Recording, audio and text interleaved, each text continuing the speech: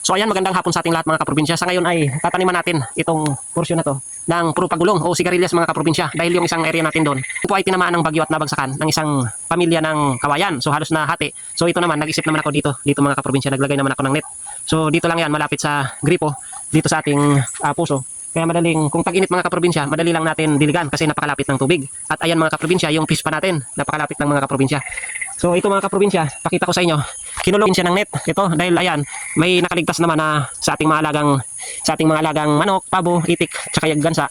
Kinakain nila mga kaprobinsya. Ngayon, ang naisip ko mga kaprobinsya dahil may available naman tayong net, nilagyan ko ng net para hindi nila mapasok. Ayan, tingnan nyo mga kaprobinsya, ang dami ko nang tinanim dyan. Ayan, may nakaligtas pa naman oh.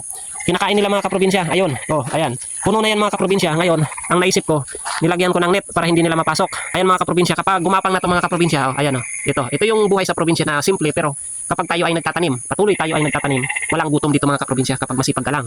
Katulad dito mga kaprobinsya, ayan oh. Oh, namumulaklak agad. Ayan, tingnan mo. Oh, parang kailan lang mga kaprobinsya na itinanim ko yan. Kung hindi lang kinain mga kaprobinsya ng aking mga alaga, mayroon naman tayong sigarilyas dito.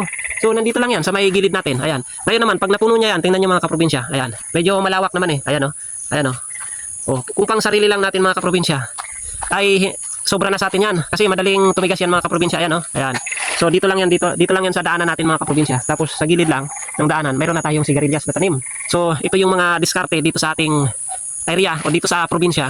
Nag-isip, nagpaplano at kumikilos, mayroon talaga tayong magagawa. Hindi imposible yun mga kaprobinsya. Ayan. Tulad ng mga saging yan mga kaprobinsya. Ayan. Oh.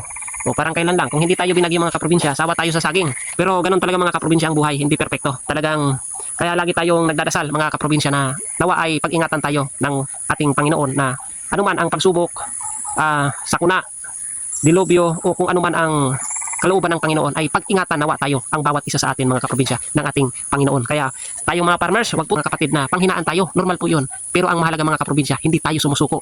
Lumalaban tayo mga kaprobinsya sa kabila ng hamon ng buhay mga kaprobinsya. Ayun, yun po yung mahalaga mga kaprobinsya. So, itong pamamaraan natin ay simple lang, napakasimple lang, magtatanim ka lang, hindi tayo magugutom sa ganong diskarte. Taong nagsusumikap at nagsisipag, walang salitang gutom, walang salitang mahirap kapag tayo ay nagpapatuloy sa ating mga gawain at tayo ay kumikilos.